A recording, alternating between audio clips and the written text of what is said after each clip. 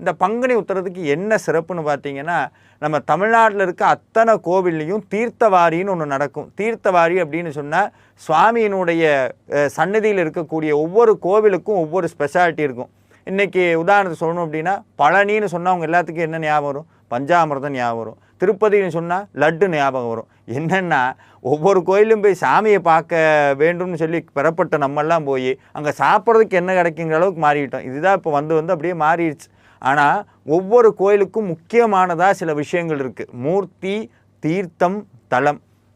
மூர்த்தின்னு சொன்னால் அங்கே இருக்கக்கூடிய இறைவன், தீர்த்தம்னு சொன்னால் அங்கே இருக்கக்கூடிய தீர்த்தம், தலம்னு சொன்னால் அது இருக்கக்கூடிய இடம். இது அத்தனையும் சிறப்பாக இருந்தால் மட்டும்தான் அந்த கோவிலுக்கு ஆற்றல் அதிகமாக வரும். அதனால தான் இன்றைக்கும் பாருங்கள், நிறைய புராதனமான கோவில்கள் எல்லாம் கூட்டம் அலைமோதுறதுக்கு காரணம் என்னன்னா இது அத்தனையும் அங்கே இருக்கும்.